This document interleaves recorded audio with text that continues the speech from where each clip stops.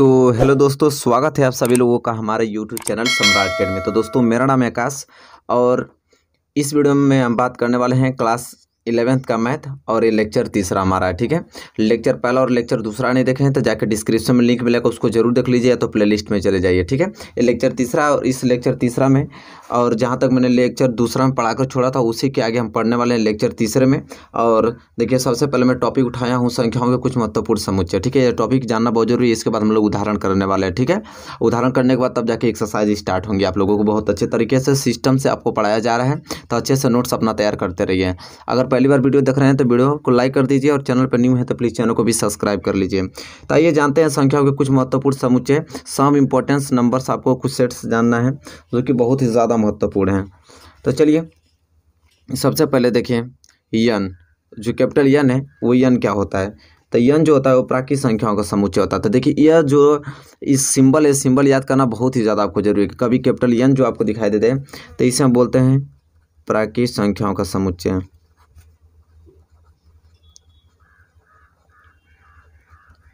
प्राकृत संख्याओं का समुच्चय। तो देखिए, प्राकृत संख्या तो आप लोग जानते हैं, प्राकृत संख्या किसे कहते हैं, जैसे 1 2 3 4 5 डॉट डॉट डॉट। तो ये आपका प्राकृत संख्या, लेकिन इसको समुच्चय में लिखना होगा तो बस इसे हम लोग क्या मझले कोष्ठक से क्या करेंगे, घेर देंगे। तो ऐसे जब भी कैपिटल एन जा जाए तो कैपिटल एन को हम कहते हैं प्राकृत संख्या का समुच्चय, इस प्रकार। ठीक है, तो आपको यह बात आपको याद होनी चाहिए, कैपिटल एन क्या होता है, प्राकृत संख्याओं का समुच्चय होता है। क्लियर हो गया यह। अब हम बात कर लेते हैं कैपिटल डब्ल्यू का। ठीक है, अब कैपिटल डब्ल्यू क्या है, तो ये आपका क्या है, पूर्ण संख्याओं का समुच्चय है। क्या है, पूर्ण संख्याओं का समुच्चय।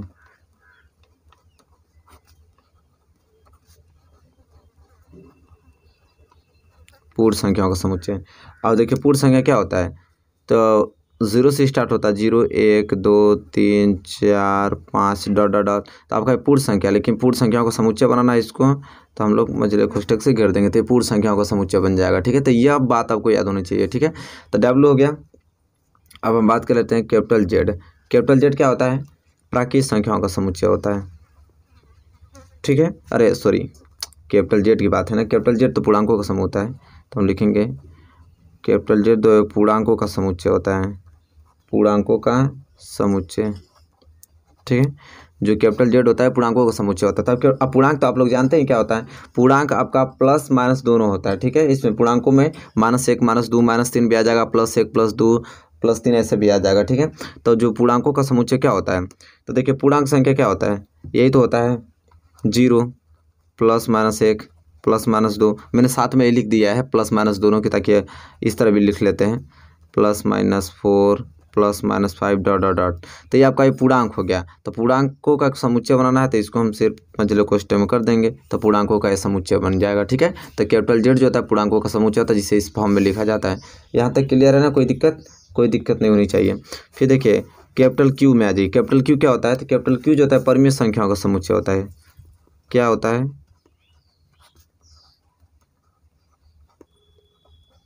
परिमेय संख्याओं का समुच्चय होता है।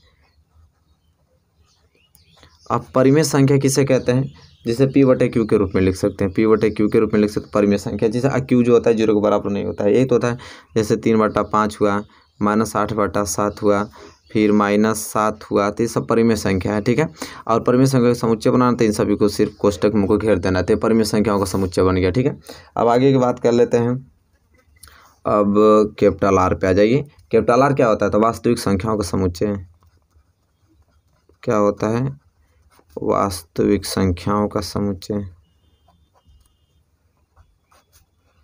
वास्तविक संख्याओं का समुच्चय। अब वास्तविक संख्या तो जानते हैं, परिमेय और अपरिमेय संख्याओं को मिश्रण ही क्या कहलाता है, वास्तविक संख्या। तो इसमें पाई भी आ जाएगा, करड़ी में 5 भी आ जाएगा, और 8/7 भी आ जाएगा, -5/4 भी है। तो देखिए परिमेय संख्या और परिमेय संख्या दोनों है।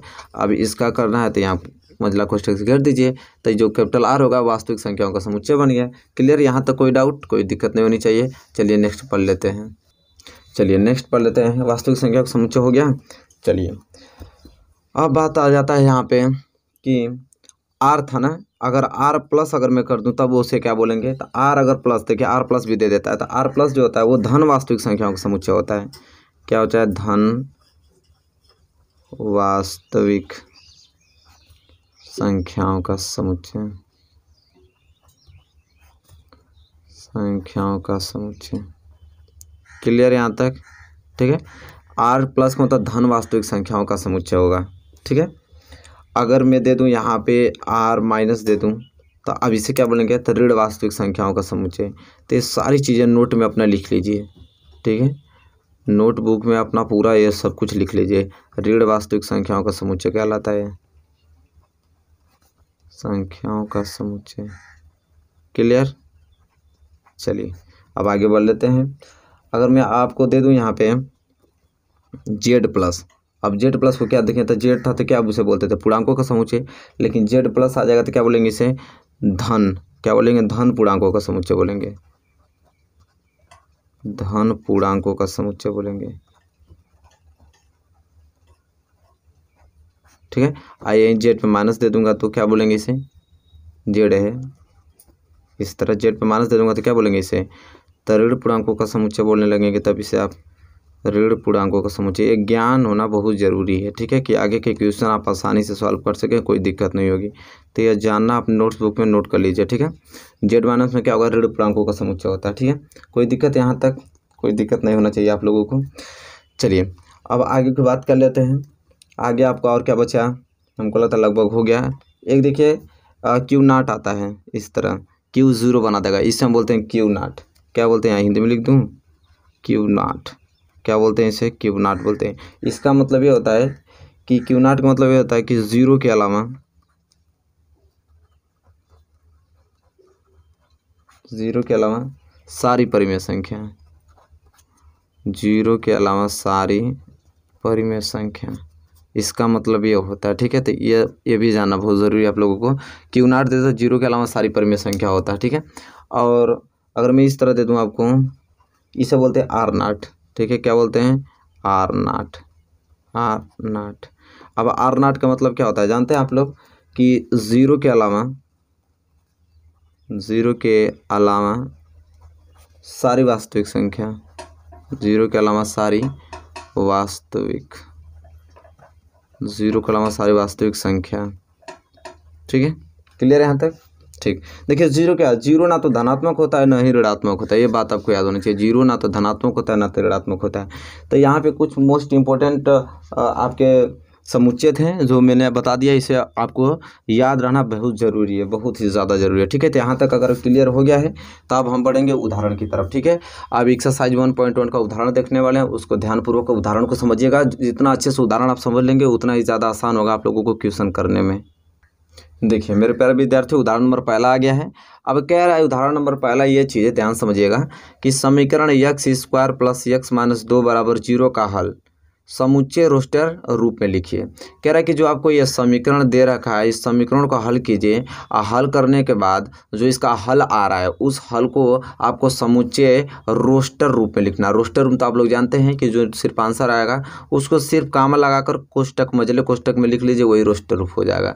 तो सबसे पहले चलिए हल करते हैं। और देखिए हल क्या होगा, जो ये समीकरण है उसको द्विघात समीकरण द्वारा इसे हल कर देंगे। ये द्विघाती समीकरण है, इसको हल करने के बाद उसको रोस्टर रूप में लिख देना है। तो चलिए देखते हैं समीकरण आपका क्या है। X square plus x minus 2 है। ठीक है, इसको हल करना है।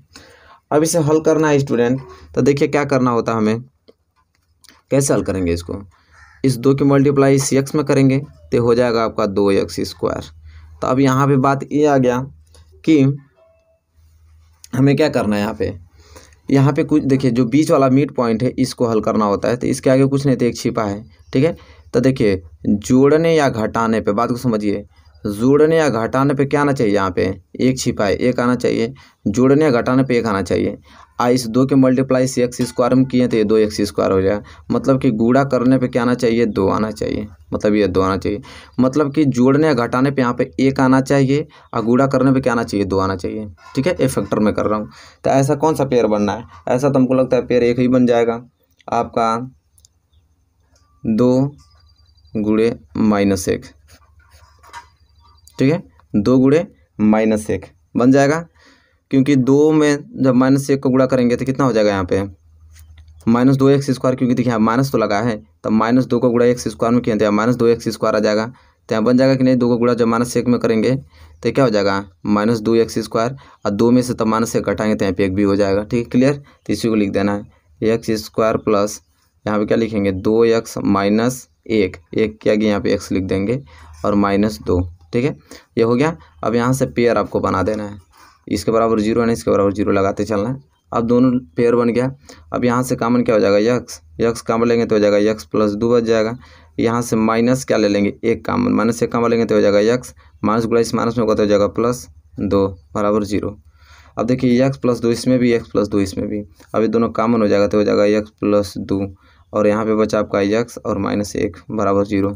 समीकरण तो हल करना जानते हैं आप लोग। ये हो जाएगा x + 2 बराबर एक बार 0 कर देंगे, ऐसे कर देंगे x - 1 बराबर 0, तो हो जाएगा x बराबर प्लस उधर जाएगा तो -2 हो जाएगा। ठीक है, ऐसे हो जाएगा x बराबर -1 उधर जाएगा तो क्या हो जाएगा +1। तो x का 2 वैल्यू आ गया, एक -2 और एक क्या आ गया 1, तो क्या आ गया -2 और एक क्या हो गया 1 आ गया।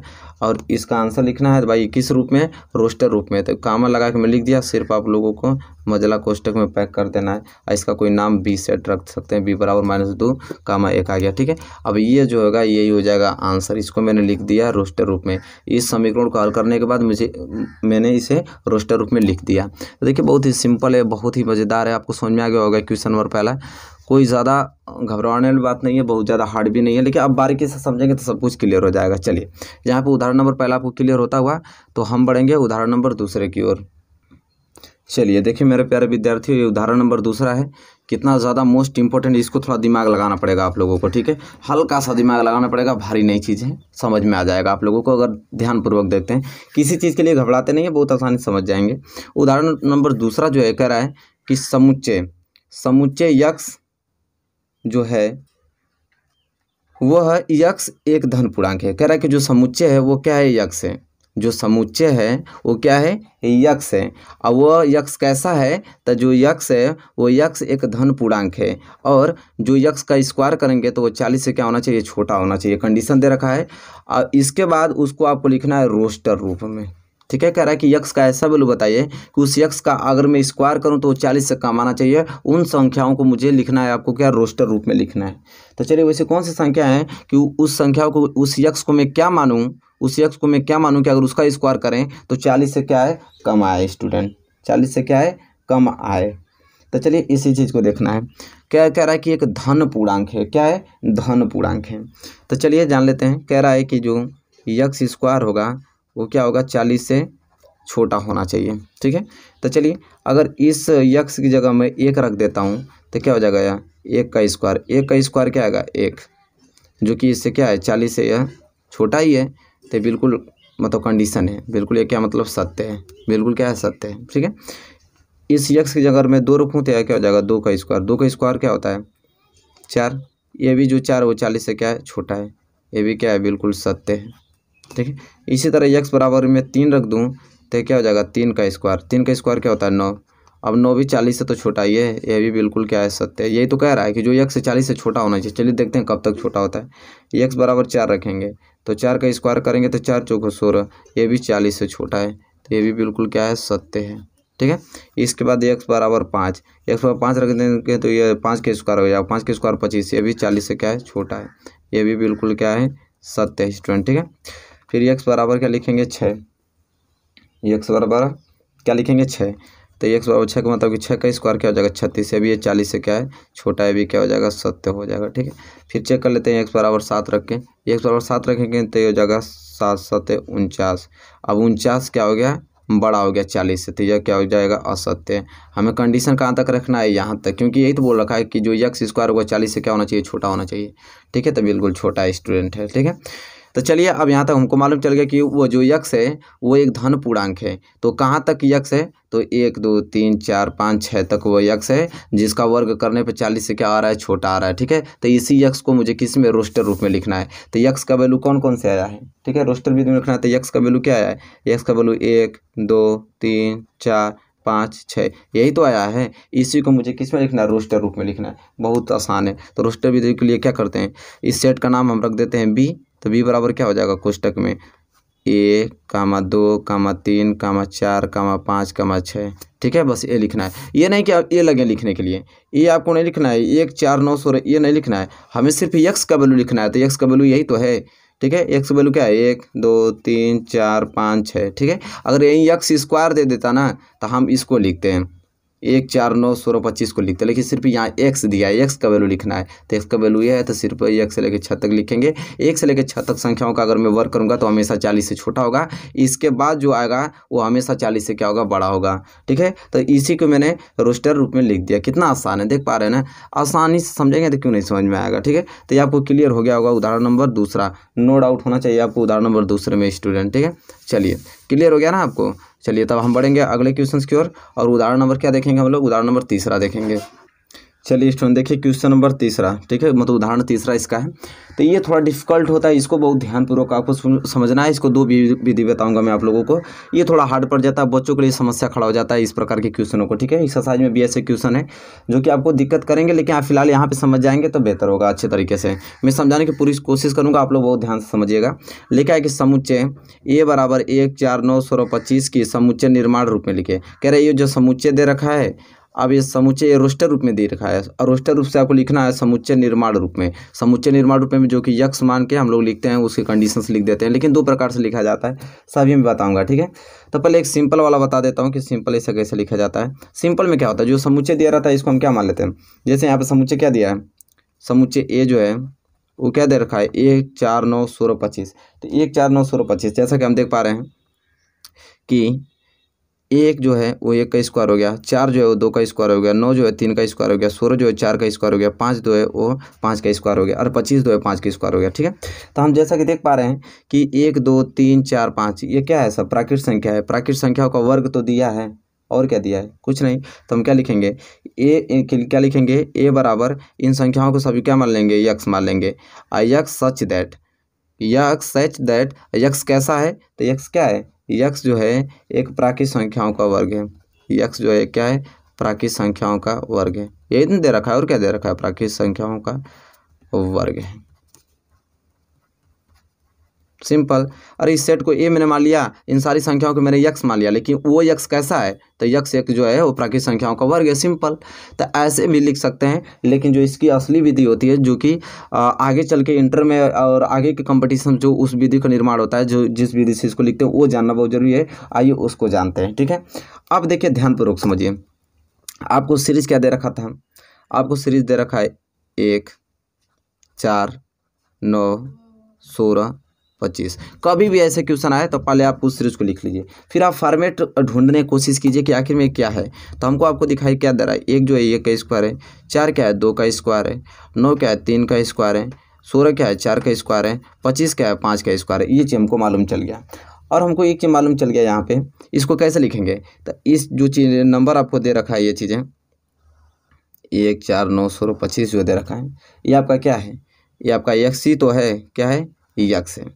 एक चीज़ आप देख पा रहे हैं कि इसका स्क्वायर 2, ए भी 2, ए भी 2, ए भी 2, ए भी 2। तो ये जो 2 2 है ये आगे चल के भी इसी तरह रहने वाला है। ठीक है, डॉट डॉट डॉट सबका स्क्वायर ही होने वाला है। लेकिन ये देखिए, ये तो आपका सेम, ये तो मालूम चल गया कि कोई भी संख्या होगा उसका स्क्वायर ही रहने वाला है। लेकिन ये संख्या बदल रहा है, 1 2 3 4 5 6 ऐसे बदलता रहेगा। तो ये संख्या क्या आपको दिखाई दे रही है, 1 2 3 4 5, ये सब क्या होता है, प्राकृत संख्या होती है। आप तो जानते हैं, मतलब प्राकृत संख्या को वर्ग ही दिया है। ठीक है, तो आप देखिए इसे करना है, कैसे लिखेंगे हम लोग, इसको ध्यान से समझने की कोशिश कीजिए। कैसे लिखेंगे इसको, इस समुच्चय का नाम क्या है, ए, तो इसे क्या लिखेंगे, ए। फिर देखिए कोष्टक में ये क्या है, आपका यक्स है, तो क्या लिखेंगे, यक्स। फिर क्या लिखेंगे, सच दैट। यक्स कैसा है, तो जो यक्स है वो क्या है, ये यक्स में बनाया हूँ, इस तरह बना लीजिएगा आप लोग। जो यक्स है वो क्या है, ये प्राकृत संख्या। प्राकृत संख्या किसे डिनोट करते हैं, यन।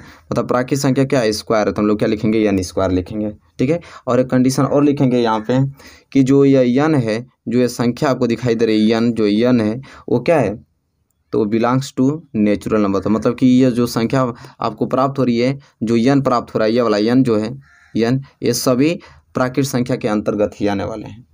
ठीक है, प्राकृत संख्या के क्या है, अंतर्गत आने वाले हैं। तो इसको हम लोग ऐसे लिखेंगे, कोई दिक्कत नहीं है। एक बार और समझा देता हूँ। जैसे ए है तो ए मैंने लिख दिया इस सभी सेट को मैंने क्या मान लिया, यक्स मान लिया। अब यह यक्स कैसा है, तो जो यह यक्स है वो प्राकृत संख्याओं का वर्ग है, मतलब यन का स्क्वायर है। और जो यह यन जो है, जो यन है वो बिलोंग्स टू, वो बिलोंग कहाँ से करता है, तो नेचुरल नंबर से करता है। यहाँ पे मजला कोष्टक लगा देना आपका, ये बिलोंग्स टू, ये ऐसे है, बना लीजिएगा आप लोग। बिलोंग्स टू का तो चिन्ह जानते हैं ना आप लोग, बनाने के लिए ऐसे होता है। तो अब ये जाके उदाहरण नंबर तीसरा आपको क्लियर हो गया। तो आप ऐसे भी लिखेंगे तो कोई दिक्कत नहीं है, लेकिन फिलहाल आप ऐसे प्रैक्टिस कर लीजिए ऐसे लिखने की, ठीक है। आगे चल के तो कोई दिक्कत है, कोई दिक्कत नहीं है, आपको समझ में आ गया होगा। आगे के भी उदाहरण इस पे बेस है, मैं सारे उदाहरण कराऊंगा, लेकिन फिलहाल आपको इतना उदाहरण ताकि आपको ज़्यादा दिमाग पे प्रेशर ना चले, ठीक है। आगे के जो वीडियो आएगी कम से कम जो ये वाला इसे 4-5 क्वेश्चन में करा दूंगा, अच्छे तरीके से समझा दूंगा ताकि ये विधि आपको अच्छे तरीके से आ जाए, ठीक है। तो बताइए वीडियो आपको कैसी लगी। वीडियो आपको अच्छी लगी तो प्लीज़ लाइक कर दीजिए, चैनल पर नए तो प्लीज़ चैनल को भी सब्सक्राइब कर लीजिए, साथ ही साथ बेल आइकन को भी प्रेस कर लीजिए। तब तक के लिए दोस्तों धन्यवाद, मिलेंगे आपसे नेक्स्ट वीडियो में।